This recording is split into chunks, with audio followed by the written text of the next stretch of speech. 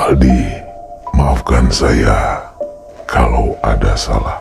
Sampaikan permintaan maaf saya kepada yang lain juga.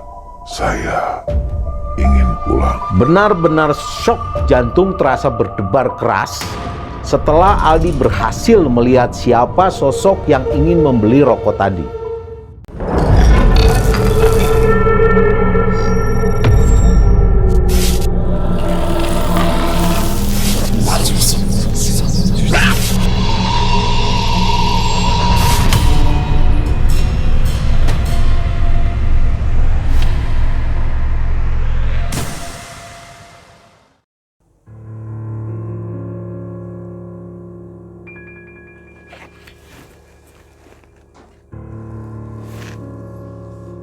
Assalamualaikum warahmatullahi wabarakatuh, Sobat Malam Mencekam. Jumpa lagi dengan kami di sini, channel Malam Mencekam yang akan menceritakan, mengisahkan kisah-kisah yang horor dan mencekam tentunya. Terima kasih buat Anda yang sudah mengklik dan menonton video ini. Semoga kita selalu berada dalam kesehatan dan selalu berada dalam keberkahan Allah Subhanahu wa Ta'ala. Oh ya, Sobat Malam Mencekam, tentunya saya secara pribadi juga sangat kangen dengan Anda semua.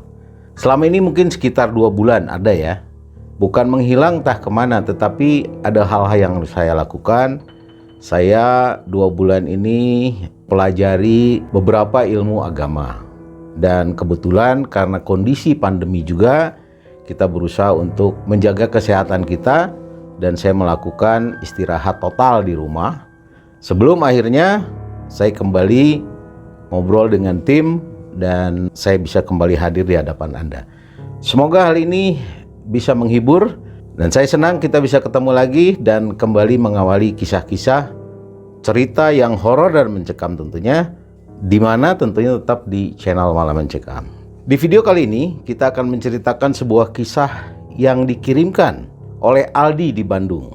Kisah ini betul-betul sangat mencekam sekali dan sangat menegangkan. Bagaimana kisah selanjutnya?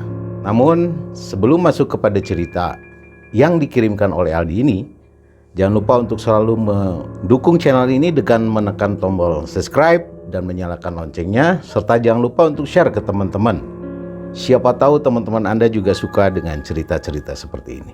Oh ya, Sobat Malam Mencekam sekalian, jangan lupa juga buat sahabat semua yang juga memiliki cerita-cerita horor dan mencekam atau pengalaman-pengalaman pribadi yang Anda alami, silakan Anda untuk mengirimkan cerita-cerita Anda melalui email yang sudah kami siapkan di kolom deskripsi. Nah, siapa tahu kisah Anda akan kami bawakan atau justru Anda mungkin yang akan menyampaikan cerita Anda langsung sebagai narasumber di studio kami. Nah, gimana cerita yang dikirimkan oleh Adi? Ini cerita selengkapnya.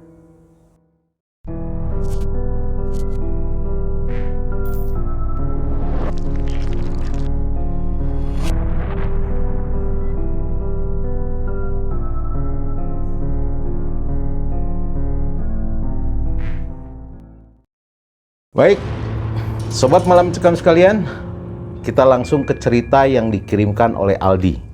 Aldi ini adalah seorang yang memiliki cerita pengalaman yang menurut dia ini sangat horor dan mencekam. Aldi ini adalah salah satu anak dari pemilik warung yang warungnya itu sudah cukup tua lah. Dan perlu diketahui juga oleh Sobat Malam Mencekam sekalian, Aldi ini tinggal di Bandung, tepatnya di daerah Cicadas. Rumah Aldi ini dikelilingi oleh gang-gang kecil yang lebarnya itu tidak terlalu lebar, hanya cukup untuk 2 motor saja. Dan di sana ada satu tempat yang selalu dipakai oleh Aldi, itu tempat untuk nongkrong, seperti bale-bale, biasa dipakai untuk ngopi dan canda-canda lah bersama teman-temannya. Dikarenakan Aldi baru lulus sekolah, jadi kesehariannya itu hanya diisi dengan bermain untuk kesenangan semata. Tapi terkadang Aldi membantu orang tuanya untuk menjaga warung. Aldi termasuk orang yang disenangi oleh teman-temannya, teman-teman yang seumuran maupun yang lebih tua, yang membuat setiap malam Aldi selalu diajak untuk nongkrong oleh teman-teman, dan kadang Aldi diajak untuk jaga ronda. Tentunya oleh bapak-bapak yang ada di lingkungan RW itu. Bagaimana kehidupan Aldi dan beberapa warga di situ itu diteror. Bentuk peneroran dari apa yang dialami oleh Aldi dan warga setempat itu adalah bentuk penampakan sosok teman Aldi yang sudah meninggal dunia. Sebut saja namanya Alta. Alta ini tewas karena mengalami kecelakaan motor di jalan Jakarta di seputaran dekat rumah Aldi. Dan kejadian ini sempat menjadi hot topic di antara warga setempat itu di tahun 2014 lalu. Satu hari sebelum terjadinya kecelakaan yang merenggut kedua teman Aldi, yaitu Alta dan Lukman, ada keanehan dari gelagat perilaku mereka yang sama sekali Aldi tidak sadari. Pada malam itu, saat mereka menikmati hangatnya kopi di tengah malam yang dingin, Lukman tiba-tiba ngomongnya begini, "Gimana ya rasanya kematian itu?" Tu Alta menjawab pertanyaan itu dengan candaan yang membuat sedikit ngeri tentunya. Alta bilang, kalau matinya tertabrak truk, itu sih langsung ke surga kayaknya. Dan Lukman yang pada malam itu memakai baju kemeja warna putih, dia minta difoto. Dia bilang, "Fotoin dong untuk terakhir kalinya." Dan mereka pun tidak ngeh jika itu adalah petunjuk. Aldi memang agak khawatir bagaimana jika candaan mereka itu dikabulkan oleh Allah Subhanahu wa Ta'ala pada saat itu. Tapi Aldi abaikan saja, namanya juga bercanda. Di keesokan harinya, Aldi menjalani aktivitas seperti biasa. Di pagi hari dan siang, Aldi membantu orang tuanya menjaga warung. Dan di sore harinya, Aldi diajak oleh teman-temannya yang bernama Kibut untuk berolahraga, melakukan jogging di lapang Ciujung sampai maghrib tiba. Setelah itu, sesampainya di rumah, Aldi sholat maghrib, lalu Aldi mendapat telepon dari Lukman yang ngasih tahu akan ada acara karaokean, yang lokasi tempat karaokenya itu masih sekitar Cicadas, dekat perempatan Antapani dan Jalan Jakarta. Akhirnya, Aldi pun memenuhi ajakan Lukman untuk pergi karaokean pada jam 7 malam. Setibanya di lokasi, Aldi merasa kurang sreg karena teman-teman yang lain ternyata membawa minuman keras. Biar makin asik, kata mereka. Ya, akhirnya acara have fun pun dimulai dan dibukalah botol miras itu. Namun, Aldi sama sekali tidak mencicipi miras itu, walaupun hanya setetes. Karena Aldi takut jika nanti dia pulang ke rumah, orang tuanya bisa mencium aroma minuman. Sudah pasti dia akan dimarahi habis-habisan. Dan saat itu pun Aldi perhatikan Alta dan Lukman itu sama sekali juga tidak terlihat minum minuman keras. Karena 7 hari sebelumnya memang mereka bilang ingin sekali untuk bertobat. Akhirnya setelah 1 jam mereka berkaraoke, tiba-tiba Alta dan Lukman izin pamit ingin keluar dari ruangan karaoke itu dengan alasan ingin mencari udara segar katanya. Dan kami pun mengiyakan. 3 jam berlalu, akhirnya selesailah acara karaoke itu.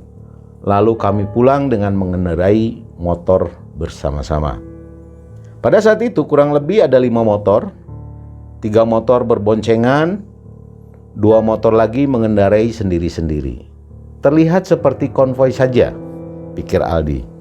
Mereka pun kembali menuju tempat tongkrongannya di gang yang seperti biasa mereka nongkrong. Namun tidak terlihat ada Alta dan Lukman di sana. Lalu akhirnya satu persatu dari mereka pun pamit karena sebagian ada yang harus bekerja di pagi harinya. Saat itu tersisa Aldi dan satu teman Aldi, yaitu namanya Kibut.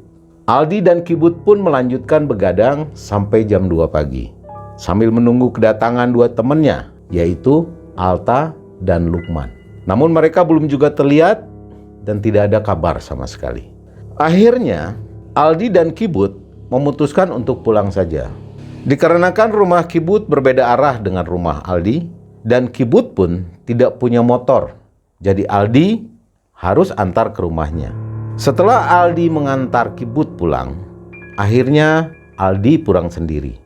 Dan disinilah Aldi mulai mengalami keanehan-keanehan.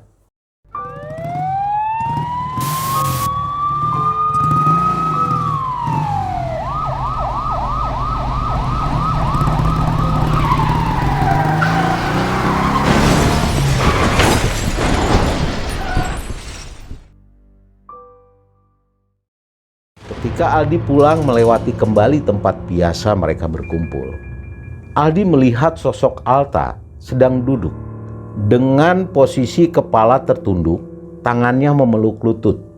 Aldi pun menghentikan laju motor dan bertanya kepada Alta, "Kenapa tak? Galau mulu ah. Saya duluan ya, keburu subuh nih.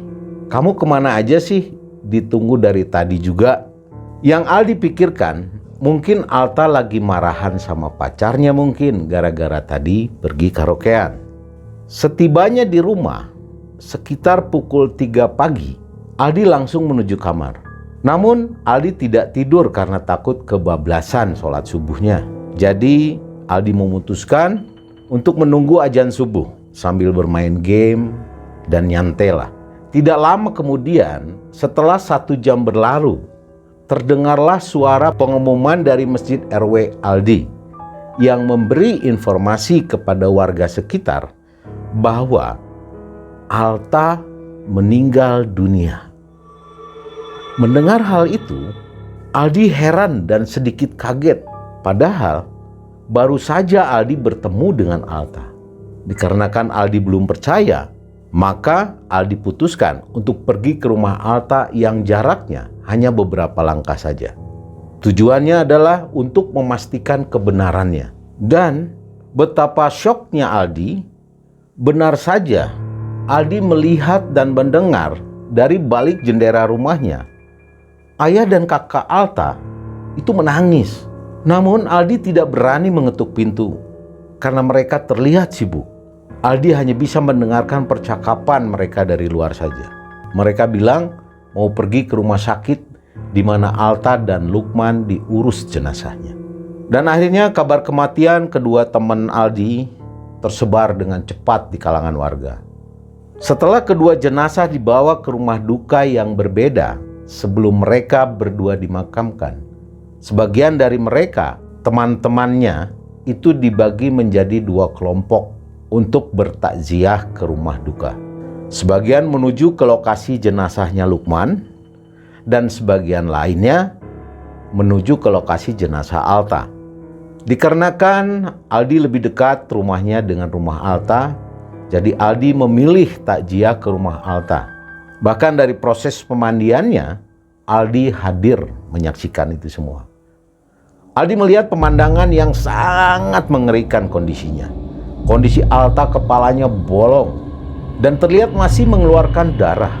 Meskipun telah berkali-kali disiram dengan air untuk dibersihkan. Sampai akhirnya pengurus jenazah Alta tidak sanggup untuk meneruskan proses pemandian jenazah. Dan akhirnya jenazah pun langsung dikafani dengan kondisi darah masih mengalir. Hanya perban yang jadi penghambat darah itu agar tidak terlalu deras keluar. Namun kain kafan tetap berubah menjadi merah karena darah terus saja mengalir keluar. Bahkan karpet yang menjadi alas mayit pun menjadi berlumuran darah. Sungguh ini merupakan pemandangan yang mengerikan menurut Aldi. Akhirnya jenazah Alta dibawa ke pemakaman di daerah Taman Makam Pahlawan Cikutra dengan menggunakan ambulans. Dan Aldi pun mengikuti ambulans tersebut dari belakang. Sesampainya di pemakaman, jenazah Alta pun dikeluarkan dari ambulans dan diangkat dengan keranda. Lagi dan lagi, Aldi melihat darah Alta menetes sepanjang jalan menuju liang lahat yang akan menjadi peristirahatan terakhirnya. Sementara itu, Aldi mendengar kabar lewat WA dari teman-temannya yang bertakziah ke tempat jenazah Lukman. Keluarganya akan membawa jenazah Lukman ke kampung halamannya di Cilegon. Dan semenjak itu, Aldi tidak pernah lagi mendengar desas-desus tentang Lukman. Setelah itu, ketika jenazah Alta akan dimasukkan ke liang lahat, Aldi mendengar ada suara laki-laki. Entah dari arah mana sumbernya. Yang jelas, suara itu sangat dekat dengan dia, menangis terisak-isak, dan suaranya itu mirip sekali dengan Alta. Aldi refleks melihat jam di tangannya, yang saat itu menunjukkan pukul 2 siang. Dan Aldi melirik ke kiri dan ke kanan. Bahkan beberapa orang yang ada di sekitar Aldi pun mendengar suara itu. Setelah acara pemakaman selesai, Aldi pun pulang dan segera membersihkan diri. Dan pada waktu itu, waktu menunjukkan pukul 4 sore. Aldi pun melanjutkan jaga warung bergantian dengan ayah sampai terdengar azan maghrib. Begitu juga dengan jadwal sholat isya, sama seperti itu. Setelah tenang, karena sudah menunaikan kewajiban, hari itu Aldi pergi keluar rumah menuju tempat biasa mereka ngopi bersama teman-temannya. Dan ternyata tempat itu masih kosong, belum ada teman-teman yang datang. Memang sebelumnya Aldi tidak janjian sih dengan yang lainnya. Akhirnya Aldi pun memutuskan untuk menyeduh kopi di situ. Karena di lingkungan RW Aldi itu memang disediakan kopi saset dan termos untuk warga di RW itu. Tempatnya seperti pos, tapi itu bukan pos kamling. Ya bisa dibilang bale-bale lah. Memang mereka berinisiatif untuk membangun pos itu. Baru sesaat Aldi menyalakan sebatang rokok, terdengar suara memanggil dari arah kiri Aldi. Aldi refleks memutar kepalanya ke arah suara tersebut, dan Aldi dikagetkan dengan sosok Alta yang sedang berdiri tepat di samping kiri pos itu. Sontak saja Aldi merasa syok dan bergegas lari menuju rumahnya, saking ketakutan. Namun di tengah jalan, Aldi bertemu dengan Kayla, yang ternyata Kayla baru saja ke rumah Aldi untuk mengajak Aldi ngopi di pos itu. Namun dia tidak menanyakan apa-apa kepada Aldi. Mungkin Kayla tidak ngeh dengan gelagat paniknya Aldi. Dan Aldi pun tidak menceritakan apa yang baru saja dia alami, karena takut Kayla jadi dihantui oleh pikirannya sendiri. Oh ya, sedikit cerita tentang Kayla ini. Dia adalah seorang gadis seumuran dengan Aldi yang pernah dekat dengan Lukman. Kayla tinggal di RW sebelah, namun tetap satu daerah dengan tempat tinggal Aldi. Dan sesekali kadang Kayla pernah ikut nongkrong, menikmati hangatnya suasana kebersamaan bersama-sama dengan mereka. Walaupun tujuannya cuma satu, yaitu agar bisa lebih dekat dengan Lukman. Aldi pun akhirnya duduk kembali di pos bale-bale itu bersama Kayla. Dan mereka pun bercerita tentang Lukman. Terlihat Kayla sangat terpukul atas kepergian Lukman yang pergi untuk selamanya. Kayla bercerita, "Saya terakhir bertemu dengan Lukman pekan lalu, tepatnya di malam minggu. Saya tidak merasa ada yang aneh dari Lukman sebelumnya. Namun dia sempat berkata seperti kata mutiara kepada saya," ujar Kayla. Lalu Aldi bertanya, "Apa yang dikatakan pada kamu, Kay?" Dan Kayla pun menjawab, "Tidak ada malam yang menghampiri siang, tidak ada siang yang menghampiri malam." Dan setelah itu, Aldi mendengar apa yang disampaikan Kayla tentang kata-kata Lukman tadi. Tiba-tiba, Aldi menyadari makna tanpa harus berpikir. Artinya adalah, kita tidak akan pernah bersatu. Aldi pun menyampaikan apa yang baru saja Aldi pikirkan kepada Kayla. Lalu Aldi lihat mata Kayla berkaca-kaca dan segera memalingkan wajahnya. Dan Aldi terdiam, merasa ada yang aneh dengan mulutnya. Kenapa bisa berucap seperti itu? Padahal Aldi bukan seorang yang ahli menafsirkan puisi atau semacamnya. Tidak lama kemudian, datanglah Kibud dari arah luar gang dan menghampiri mereka yang sedang merasakan kesedihan karena terbawa oleh suasana dari obrolan tadi.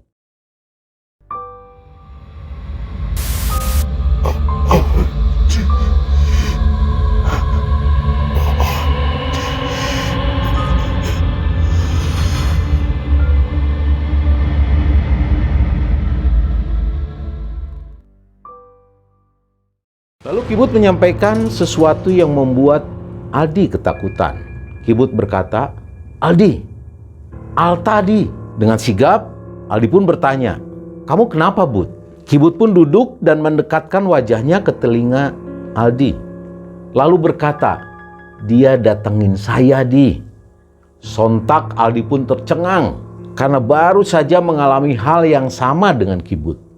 Kayla yang waktu itu ada bersama mereka penasaran, ingin tahu apa yang dibisikkan Kibut kepada Aldi tadi. Namun Aldi tidak menjawabnya dan mengalihkan pembicaraan. Kondisi pos saat itu mendadak sepi dan tidak ada satupun dari teman mereka yang lain mendatangi pos, tempat yang biasa mereka berkumpul. Dan kondisi ini berlanjut sampai 7 hari selepas 2 teman mereka, Alta dan Lukman, meninggal dunia. Aldi pun tidak pernah mampir ke pos favoritnya itu lagi. Sampai pada akhirnya, sebagai simbol belasungkawa kepada 2 temannya yang tewas di lokasi di mana mereka memijakkan kakinya saat itu, mereka mengadakan acara tebar bunga pada malam hari. Tepatnya pukul 12 malam di Jalan Jakarta. Bahkan, mereka membuat tulisan berbalut bunga dengan tulisan "Rest in Peace." Kami berdiri melingkari titik terjadinya kecelakaan. Memang sedikit memakan jalan. Namun, dikarenakan jalanan pada malam itu sepi, tidak ada lalu lalang kendaraan, jadi kami rasa cukup aman. Hawa kesedihan dan rasa kehilangan menyelimuti mereka pada malam itu. Ditambah terpaan angin yang lembut, menambah suasana duka semakin menusuk sampai ke ulu hati. Konsentrasi mereka terfokus pada setiap kenangan mereka berdua. Sampai akhirnya, suasana itu pecah, berubah drastis menjadi mencekam setelah salah satu dari mereka, yaitu Kayla, itu kesurupan. Dia menangis dan menjerit, membuat semuanya itu kalang kabut dan panik. Ada rasa takut dan bingung harus bagaimana mengatasinya. Karena tidak ada satupun dari mereka yang pintar dalam masalah agama. Kecuali hanya Aldi yang tahu, itu pun hanya sedikit. Aldi teringat kepada kakek Aldi yang dulu pernah menangani orang kesurupan. Dan Aldi pun melakukan apa yang dilakukan oleh kakeknya pada waktu itu. Aldi mengusap wajah Kayla sembari membaca syahadat dan membaca ayat kursi. Dan alhamdulillah, Kayla pun kembali normal. Dengan lemas dia bertanya, "Aku kenapa ya?" Tanpa menjawab pertanyaan Kayla, Aldi pun segera mengajak teman-temannya untuk kembali pulang ke rumah masing-masing pada waktu itu juga. Aldi pun segera pulang dan langsung beristirahat di kamarnya yang bercahayakan lampu kuning pada saat itu. Baru saja Aldi ingin memejamkan mata, terdengar suara laki-laki yang mana dia mengatakan sesuatu yang sudah tidak asing lagi. "Punten, bade mese rokok." Aldi pun spontan melihat jam di HP-nya yang menunjukkan pukul 2.45 dini hari. Tidak habis pikir, ada orang yang ingin membeli rokok ke warung yang sudah tutup ini. Aldi coba untuk terus berbaik sangka. Semoga saja ini manusia, bukan hantu. Aldi coba intip lewat jendela kamar.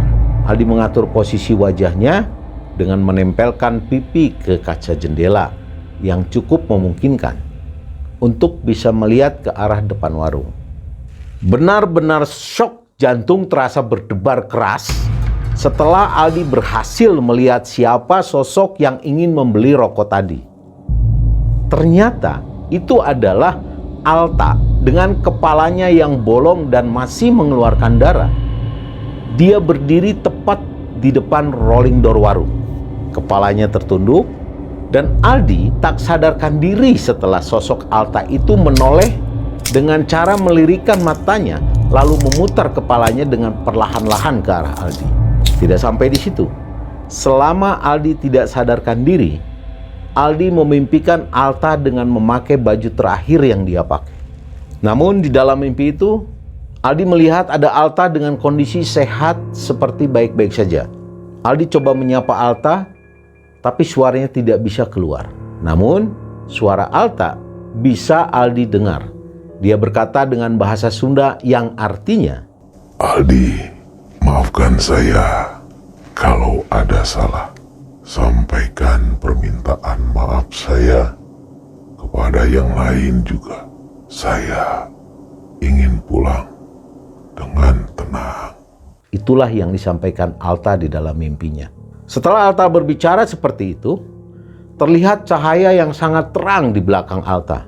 Dan cahaya itu semakin meliputi seluruh pandangan Aldi. Sampai akhirnya, Aldi tersadar karena mendengar suara azan subuh. Aldi pun segera berdiri dengan tangan menopang pada lutut karena terasa sangat lemas. Tidak lama kemudian terdengarlah suara ayah yang memang biasa membangunkan Aldi setiap subuh untuk mengerjakan sholat berjemaah di masjid. Sobat Malam Mencekam sekalian, penampakan tadi malam membuat Aldi menjadi selalu was-was sekarang. Ada rasa takut dan stres. Merasa sosok itu selalu memperhatikan setiap gerak-geriknya. Kondisi badan pun menjadi drop dan Aldi jatuh sakit selama 3 hari. Selama itu, Aldi hanya bisa berbaring di atas kasur. Setelah badan terasa mulai pulih kembali, Aldi segera mendatangi rumah Kibut untuk menceritakan apa yang Aldi alami. Dan ternyata, Kibut pun mengalami hal yang sama. Kibut bercerita saat Kibut berada di kamar mandi sedang menunaikan hajatnya, tiba-tiba lampu kamar mandinya itu mati. Lalu terdengar suara Alta di kegelapan memanggil nama Kibut. Dan Kibut pun segera membersihkan diri dan bergegas berjalan dengan cepat menuju tempat tidurnya yang berada di ruang TV. Lalu Kibut mendengarkan musik menggunakan headset dengan volume yang full. Namun siapa sangka saat Kibut mulai menikmati lagu demi lagu, tiba-tiba kabel headset Kibut tercabut dengan sendirinya. Tapi dikarenakan Kibut sudah hampir terlelap tidur, jadi Kibut tidak terlalu ngeh dengan hal itu sampai akhirnya Kibut dikagetkan dengan pemandangan yang sangat mengerikan. Kibut melihat sosok Alta yang berlumuran darah sedang terduduk di kursi yang biasa digunakan keluarganya untuk menonton TV. Sosok itu sangat jelas terlihat. Menurut pengakuan Kibut, darahnya menetes ke lantai dan dia, sosok Alta tersebut, terus memandangi Kibut.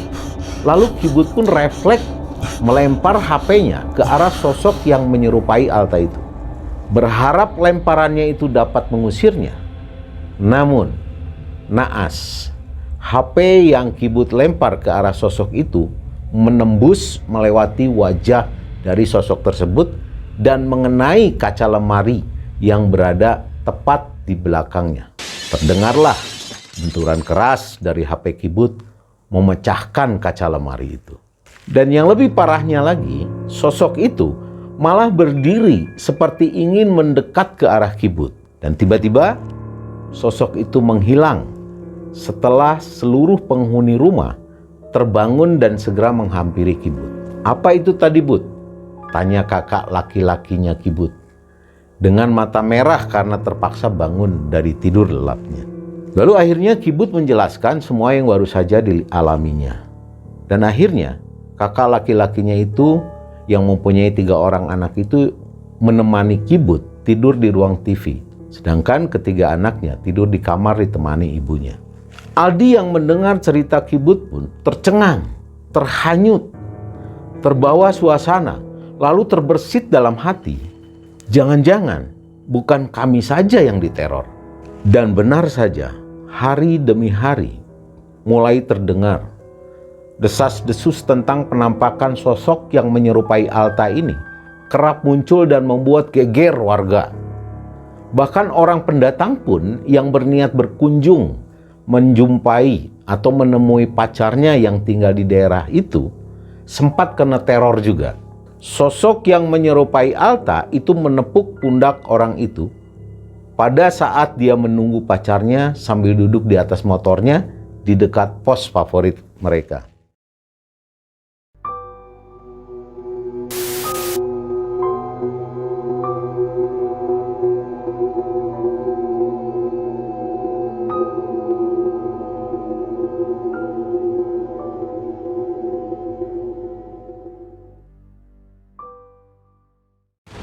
Lalu orang pendatang ini yang mereka pun tidak tahu namanya melihat ke arah belakang lewat kaca spion motornya, dan orang pendatang ini spontan berlari ke arah rumah pacarnya.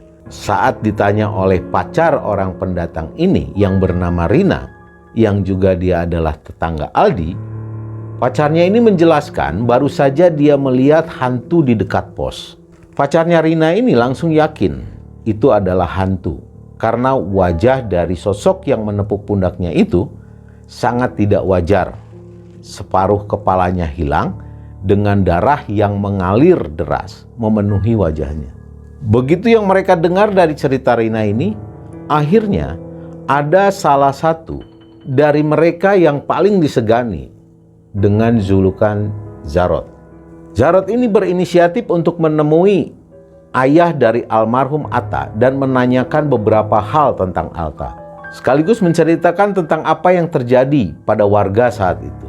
Dan Jarot pun segera menghubungi mereka setelah selesai berdiskusi dengan ayahnya Atta dan menginstruksikan untuk berkumpul di pos tempat biasa mereka nongkrong. Setelah Aldi menunaikan sholat Isya, Aldi segera menyusul bergabung dengan teman-teman yang sudah hadir di pos untuk berkumpul sesuai instruksi Jarot. Kemudian dibukalah percakapan, dimulai oleh pertanyaan Jarot kepada mereka. Siapa di antara kalian yang punya urusan utang piutang dengan almarhum? Namun pertanyaan itu tidak menghasilkan jawaban dari teman-teman, dan Jarot pun mengganti pertanyaannya. Dia bertanya lagi kepada mereka, siapa di antara kalian yang masih menyimpan dendam kepada almarhum Alta? Dan pertanyaan Jarot itu disauti oleh Kibut dengan ekspresi tegang di wajahnya. Saya Rot. Tanpa berkata lagi, Jarot pun langsung membawa Kibut ke ujung gang. Dan terlihat dari tempat Aldi duduk, ada percakapan di antara mereka.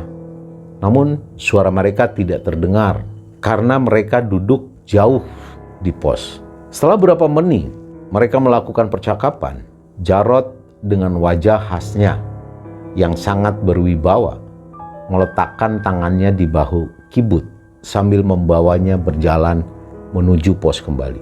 Lalu Jarot berkata, beres, insya Allah. Aldi pun yang tidak tahu apa isi pembicaraan Jarot dan Kibut hanya bisa terdiam, berharap semua akan baik-baik saja. Dan Kibut pun terlihat sedikit ceria kembali. Sementara itu Jarot pamit untuk pergi ke rumah ayahnya Alta, dan akhirnya Aldi paham di kemudian harinya setelah Kibut menceritakan semua. Ternyata ayah dari almarhum Atta ini tidak ridho dengan kematian Alta yang tragis itu. Sementara Kibut ternyata pernah punya masalah dengan Alta soal perempuan yang menjadi pacar terakhir Alta. Ternyata pernah ada hubungan spesial dengan Kibut sebelumnya. Aldi sedikit lega setelah Jarot melakukan hal itu. Namun Aldi masih takut dan khawatir jika sosok yang menyerupai Alta itu muncul lagi secara tiba-tiba. Di hari-hari selanjutnya, memang sosok itu sudah tidak muncul dan membuat warga tidak ketakutan lagi. Dan dari kejadian itu, Aldi menyimpulkan bahwa saling memaafkan itu sangat penting. Kita harus selalu berbesar hati untuk menghadapi dan menerima takdir dari Allah Subhanahu wa Ta'ala, apapun itu bentuknya. Karena memang sudah seharusnya seluruh urusan seorang muslim itu adalah baik. Jika sedang terkena musibah, kita bersabar untuk mendapatkan pahala. Dan saat diberi kemudahan, kita bersyukur untuk mendapatkan pahala juga. Sobat Malam Mencekam sekalian, hikmah apa yang kita bisa ambil dari cerita Aldi ini?